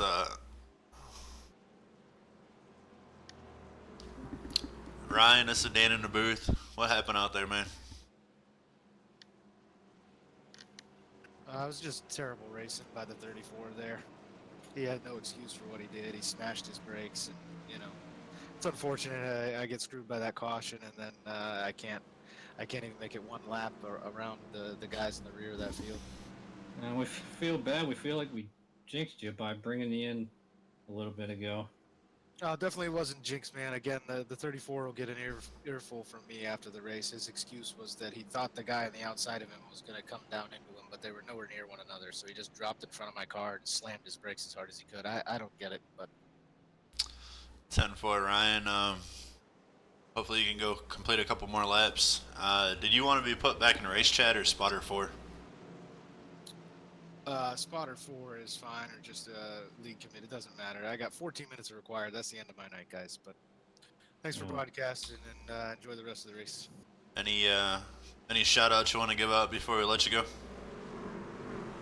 Huge shout out to Hustad up there. Hebel Weatherholt's keeping it clean on those restarts. It's real tricky here. You don't know what gear to get into, because right as you get into 4th, you're starting to break for that first corner. It makes it pretty tough. 10-4. We'll let you go. Have a good night. Thanks, guys. We are coming to get the green flag, as we're going to have 21 laps to go. And there goes Wade. It's a great jump on Hebel. Clears him by about 3 or 4 truck lengths going into turn 1. Oh, sideways and spinning down towards the inside wall. He kept it off the wall though. Man. Oh boy, that was Robert Armstrong, Dan. I'm telling you, he's gonna hate me. Oh, let's see what happened. Did a heck of a job staying off the wall, though, that's for sure. Back it up just a hair more. We're right on board with him.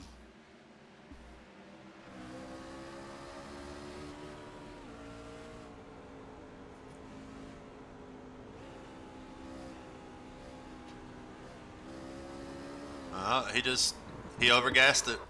But that was driver error. Much as I hate to say it. That was a tough break for him that the caution didn't come out there as well. Well, Just based on I'm looking at the driver chat that during the last wreck for Ryan, caution didn't initially come out, but it says on here that Mark Vega, the race control, it said he has thrown the caution flag. So well, interesting there. The difference between the two, real quick. When Branch spun out and tagged outside wall, I'm thinking the motor popped. So race control is probably a little concerned that other cars coming through, if he wasn't able to evacuate the racing surface fast enough, it could have posed a danger. Whereas Robert Armstrong spinning and stopping in the grass, he was in the grass off of harm's way, facing the proper way, and able to get going again. So I'm not blaming race control there whatsoever. They do an awesome job. I was just a little surprised for the Branch wreck that the caution system didn't get triggered automatically. Well, the caution system requires a car to either be facing the wrong way, going backwards to cause the caution, or a car to be in the vicinity of the car spinning to cause a caution. Well, nevertheless, we stay green. And Eric Weatherholt's trying to reel in Jeremy Hebel for second. Wade currently with a 2.5 second gap. Coming to 15 laps to go this time.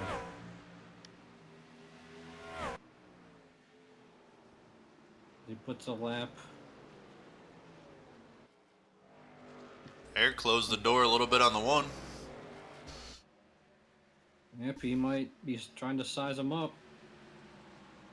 Got a little damage to the left front, it appears. No, that was because of that contact on the... They're going to be side by side. Up here he goes. He's got position. Oh, Hebel almost got the wall, and Weatherholtz is going to slide into second. Kind of wonder if the one didn't let him go. I mean, I hate to say it, but the way that he took that turn, that was kind of like a go ahead and go get it. Well, he's going to have to find something. He's going to have to really dig deep if he's going to run down Wade Hustad. As Hustad's opened the gap to 3.6 seconds.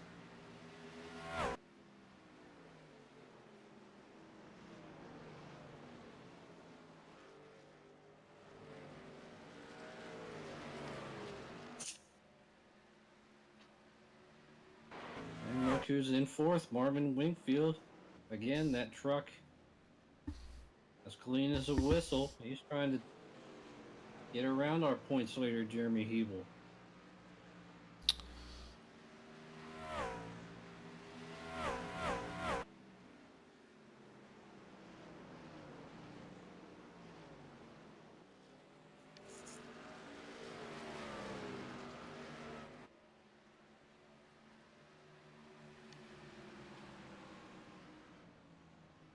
We now have 12 laps to go, and Hustad continues to extend the gap like he's been doing all race long. Wow, looking at Hebel, he looked like he got all 4 tires down underneath the white line in turns 1 and 2 that time. Trying to find another way to find some grip, perhaps. Figures, what the heck? I mean, might as well try something.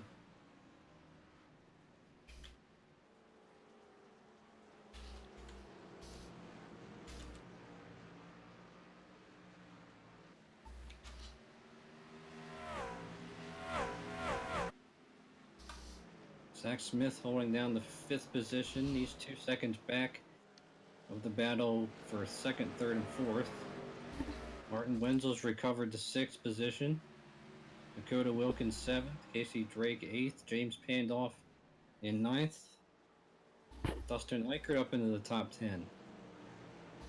Followed by Armstrong and Wingfield. Those are the 12 trucks that are on the lead lap as we have 10 laps to go. Oh, we got a battle shaping up here.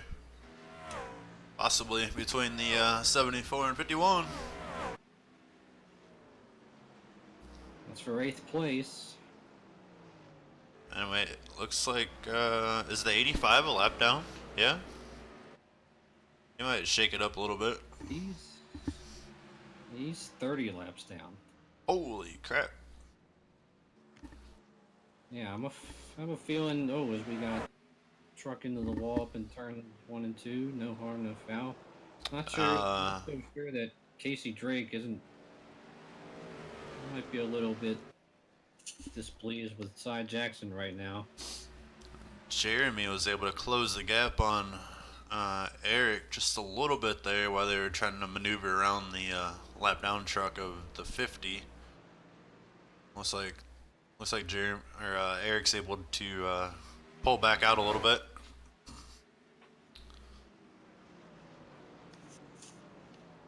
Yeah, this battle's gonna go right down to the end, I'm pretty sure. Hey, later, Wade Husted is just walking the dog, man. He's in a different, never mind zip code, he's in a different universe. He's in a 7-second lead, and getting faster every lap, and he's basically stunk up this show. Bill France would put it. He's led every lap too. Like even under caution, I don't think anyone else has led a lap, have they? I don't believe so. I mean, just about as dominating of a performance as you can imagine. And even going through these lap trucks, he's still putting more time. Yeah, I think this might be a record. If not for the whole league, I think tonight is definitely a record for at least the truck series with possibly a start to end lead every lap. And the 12 has gapped out on the 1 so far. Looks like Marvin Wingfield would be possibly battling out for 3rd place here. And right now, the best battle on the track is still that battle for 8th between James Bandoff and Casey Drake. Looks like Casey Drake was finally able to get Cy Jackson to get out of his way.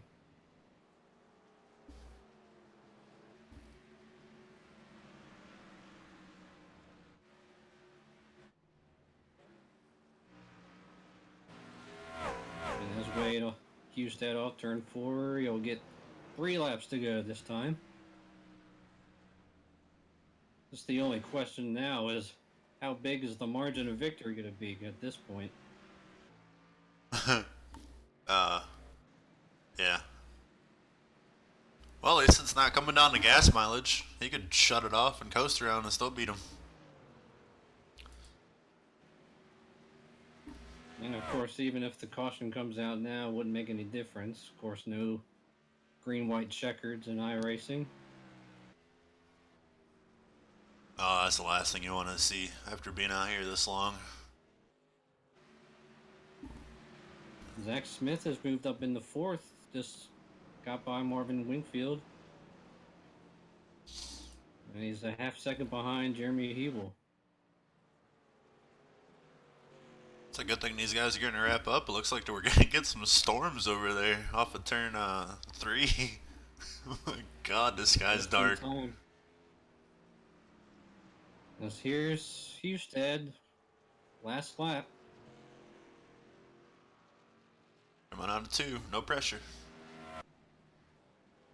Basically crawl home at this point. Boy, cannot say enough what kind of dominating performance we've seen from Wade Husted tonight. He would have led all 125 laps, and Wade Husted, your winner at Milwaukee. Comes the battle 2nd. Weatherholtz will get 2nd, followed by Hebel.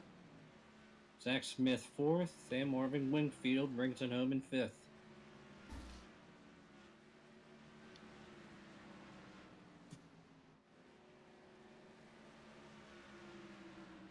Robert Armstrong able to come back to 10th.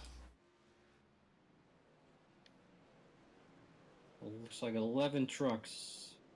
And we're going to end up interviewing the top 5 guys tonight.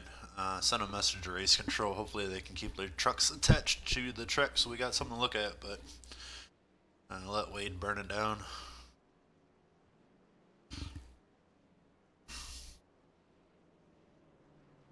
I bet at this point, everybody, including you and me, Daniel, probably scratching our heads, figuring out what do we have to do in order to find what kind of speed Wade Husted has.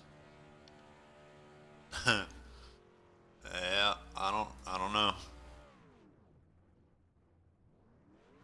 After a solid 5th place finish last night in the Cup race at Texas, and looks like he's doing a little bit of a Kurt Busch unwind lap. Backing down. Wade, what are you doing? There we go. I'm having a little fun, guys. Hey, congratulations on your win. I think you led every lap out there tonight, and it's if not a league record, that would definitely be a series record. So congratulations on that record. Congratulations. Hey, thanks, guys. It actually was quite a bit of fun. I haven't raced at this track, so I wanted to gain some experience, and I love the trucks. And overall, you know, we didn't have too many yellows. I know there was some good racing behind. I could just hear it, and it was definitely a blast. It's pretty amazing. Were you shifting at all? No, I wasn't shifting at all. I guess kind of the key was just messing with that brake bias, and I had that black box up and was, you know, messing around with it. But towards the end, with about 4 or 5 to go, I almost lost it going into 3, messing with that brake bias. But I think that was the key to getting around those corners, and I think I found the right setup for it. That's good. Any shout outs you want to give out? Yeah, I want to give it out to James for the league, all the admins that put the time and effort for the broadcast, all the placards for the numbers. I mean, I know there's a lot of time and effort put into it, so I can't say it enough for all the guys involved, you know, putting this league together and having such an amazing group of drivers as well. So on top of that, I have to thank my girlfriend for putting up with this. She's not too much of a fan as I am, but she allows me to do it, and I'm blessed. 10-4. It's always good when the significant other gets involved and lets you do what you want to do. So again, congratulations, man. It was a stomping, and we'll see you next week. Sounds good. We got to get a win in one of that, or in the A car one of these weeks. I mean, Anthony and Eric are top of their game usually every week, and I think that's where I need to make up some ground next. But thanks again, guys, and have a good night. You too. Well, I tell you what, that has got to be scary for the rest of this field to hear that this is Wade's first time ever at this racetrack. Because the way he ran tonight makes it seem like he's been running here for 10 years. Right. I'll let you do the Eric interview. Here he comes. Hey, Eric Weatherholt, it's Taylor. Nice 2nd place run. Oh man, that was a lot of fun. I think I'm more tired after that one than more so than Martinsville. Yeah, tell us about that battle with you and Jeremy, especially on those restarts. You guys were locking fenders and battling really hard. Yeah, absolutely, man. Me and Jeremy are starting to gain a lot of respect for each other. I actually just told him over the radio. I said, "Man, I'm looking forward to this championship because it seems to be me and him at the end here lately." So I'm definitely looking forward to it. It's going to be a lot of fun. Well, of course, certainly a good points night. Unfortunately, with Matt Kleinschmidt not being in this race, I believe he would be up into 2nd in the points. Any quick shout-outs you want to give real quick?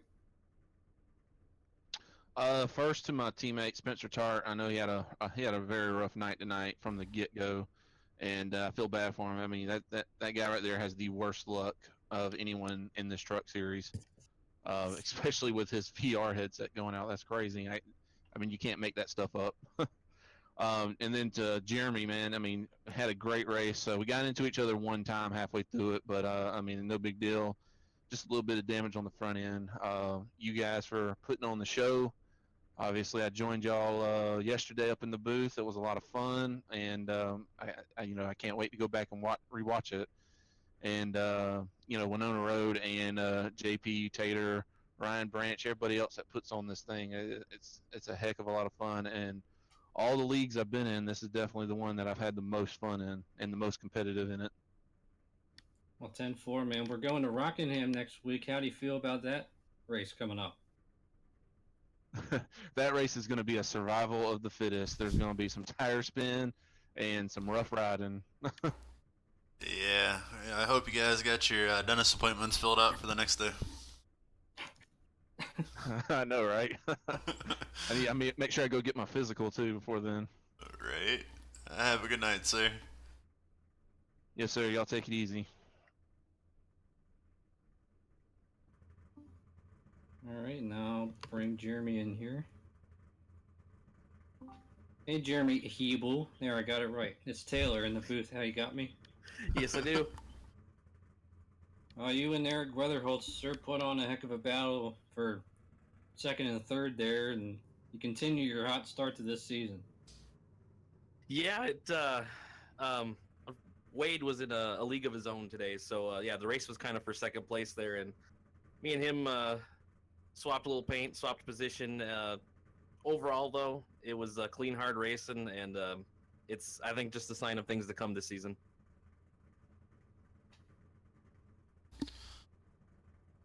How do you feel about next week at Rockingham?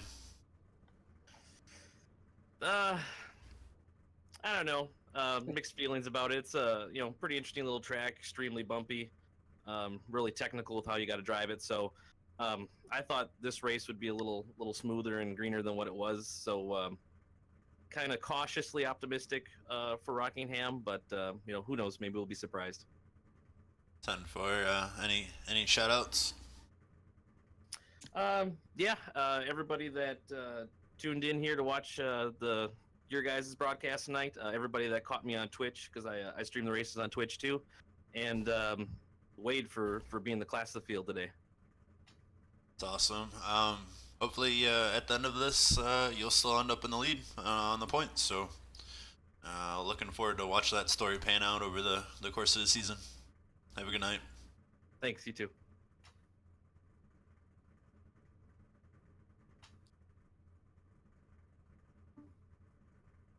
All right, do you want to bring in Zach Smith? Zach Smith. Looking for him. I got him. Zach Smith. Dan in the booth. You got a copy? I got a copy. What's up? What's up? Hey man, started 14th today. Currently finished 4th. I mean, walk us through how you got from 14th to top 5. I think it was lucky. A lot of the accidents either happened really behind me or a couple cars ahead of me, so I was able to get through them. But just trying to be consistent and save tires was probably the key here. Were you downshifting at all? Yeah, I was shifting through 1 and 2 and 3 and 4. How tricky was that to make sure you didn't end up locking up that rear end and sliding out? It wasn't too bad. It happened to me one time. I downshifted a tad bit early, and the back end popped out on me. But other than that, it wasn't too bad. Next week we get to go to Rockingham. How do you? What's your outlook on Rockingham? For the winter series, I don't think it was too bad, and I think we got higher quality and caliber drivers now, so I think it should be a good race. It's bumpy, so it should be fun. Yeah, 10-4. Any quick shout outs you want to give out, bud? Shout out to Wade for destroying everybody today, and then you guys are putting on an awesome broadcast, and DRL for hosting an awesome league. 10-4. Which channel were you in? Hammer Down Racing. All right, buddy. Have a wonderful night. It was Thank nice you watching you too. guys race. Yeah, it was fun. It was a lot. It's cleaner than I thought it was gonna be.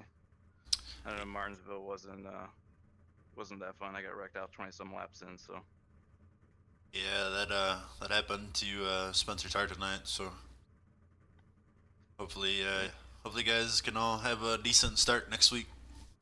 Yeah, should be fun. Thank you.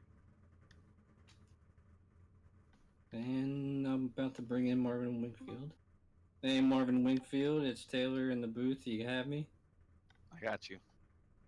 Well, 16th to 5th, and I don't see a mark on that race truck, bud. Great job. Thanks. It was a conservative aggression, just trying to pick and choose my battles and drive my way up to the field. I didn't think I had a fifth place truck. Didn't have a lot of confidence coming into this track, into this week, but definitely impressed myself and gained a little bit of confidence, I think. Well, we noticed some guys during practice, they were shifting in the middle of the corners. Were you doing that at all? At first I was, and then I kind of figured the corners out and started cutting them, diamonding them, I guess, a little bit, and got a good drive off the, end of the turns, and figured it out a little bit, and didn't after that. So Well, certainly a great points night coming in fourth, and since Matt Kleinschmidt wasn't in this race tonight, you might move up to third. So, how you feel about going to Rockingham next week? I'm not entirely enthused about it. I seem to be 5th to 10th every week, and yeah, I can't keep up with Jeremy and Eric and Kleinschmidt too. But if I can just keep piecing these, pretty decent finishes together, I can get there to the playoffs, and that's where it all begins, right? Well, you got to remember too. Wade Wade is in the points, so hopefully I don't really understand how the points work out, but I'm pretty sure his winning points is kind of mute, so you guys end up with a little bit more points anyway. Yeah, like I said, uh, come playoff time, I mean, I'm not gonna get all point technical, but if I can just be there at the end, I'll be there. Hey, I got a quick question for you. I was trying to figure it out during the race. I'm pretty sure I made myself sound like an idiot, but out of the three of you, are you guys all brothers, sons, like father, what? William is our dad, and David and I are brothers. 10-4. You guys top 20, so not too bad, right? Yeah, it was David's first time, and I think he did pretty well. He probably set high expectations, but I think he was pleasantly surprised in the end. That's good. Um, hey, Taylor, you got anything else? Well, I'm certainly glad we cleared that up with how you guys are related. Want to got any quick shout outs you want to give? Yeah, sure. I love that my dad and brother and I are able to do this and get to race together and hang out and talk. But I thank you guys for putting on this broadcast and all the viewers. I hope they had a fun time watching. I thought it was a pretty good show. Yeah, it was definitely fun to watch. Uh, there's definitely some good battles from third back. Otherwise, it was the watching the front guys run away from you guys, but still fun to watch. We're looking forward to Rockingham next week. Have a wonderful night, Marvin. Yeah, y'all do the same.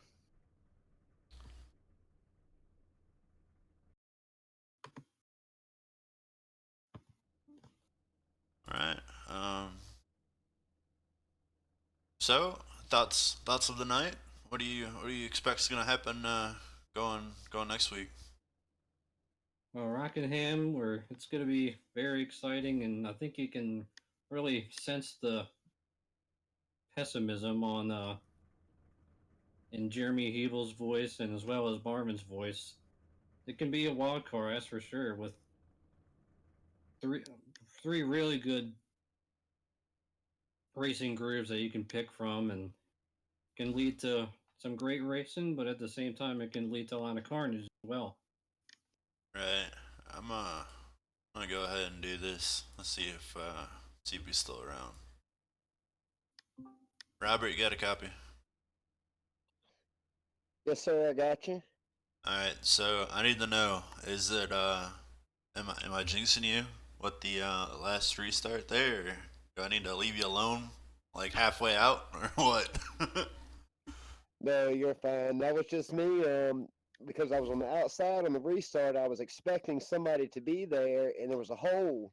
So I was cranking hard on the wheel, and because I was in third, when I got on the gas, I just ran out of talent right there. I made a mistake. I should have just kind of rode the middle right there and tried to get my spot, but I lost. I didn't hit anything though. That was a good thing. Still Yeah, got you back to did. 10th.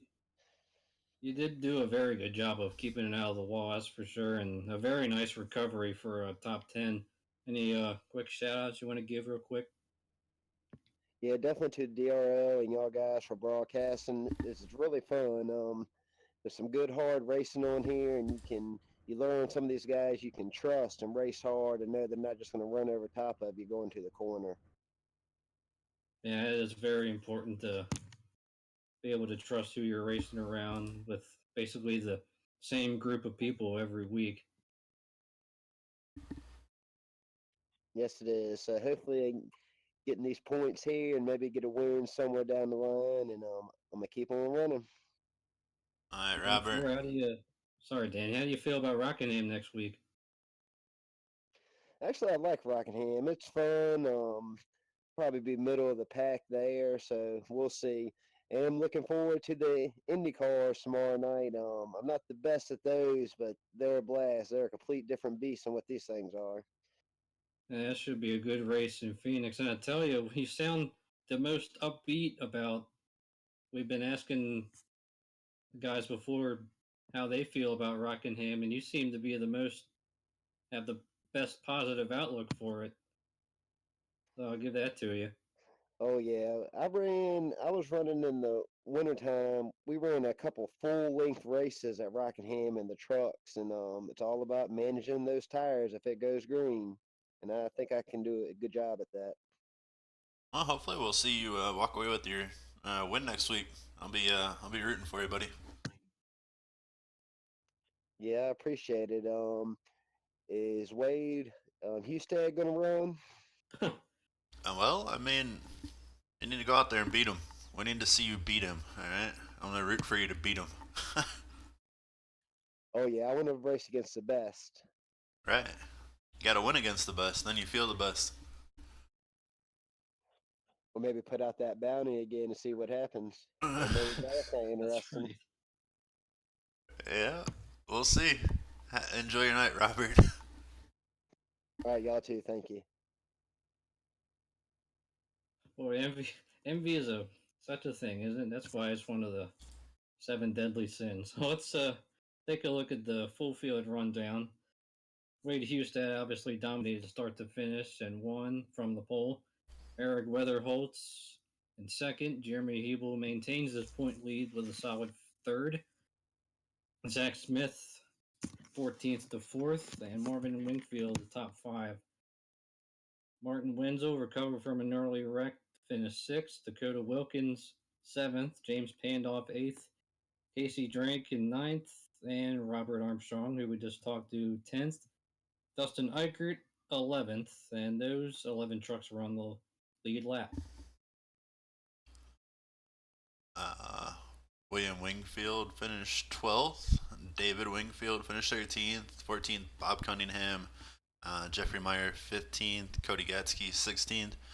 17th, Ryan Branch. 18th, Cy Jackson. 19th, Kenneth Lehman. 20th, Spencer Tart.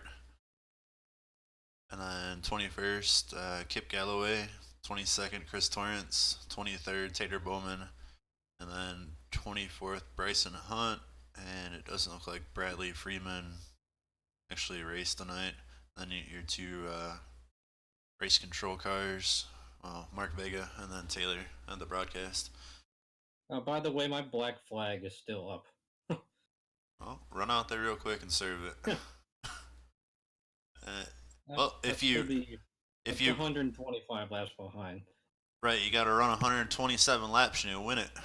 Yeah, exactly. All right. And that's So without anything. let's do our credits and we'll roll out of here. Thanks to James Pandoff, Tater Bowman for owning the league. Financial Tater Bowman does the payouts and whatnot.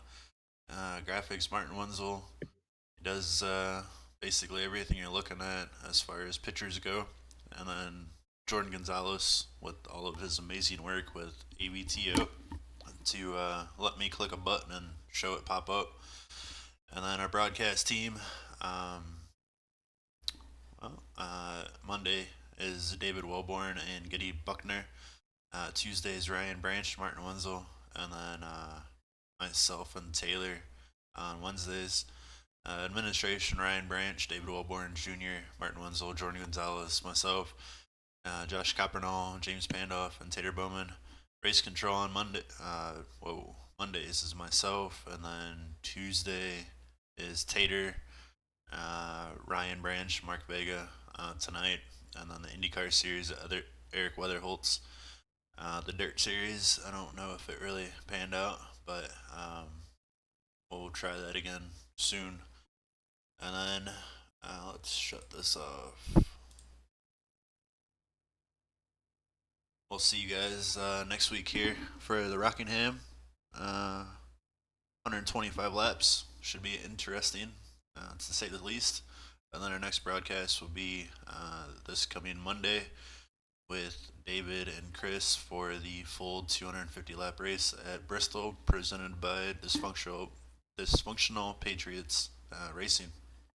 So, with that, my name is Daniel Hallis. I say goodnight. I'm Taylor Butcher Benjamin. We'll see you next time, fans.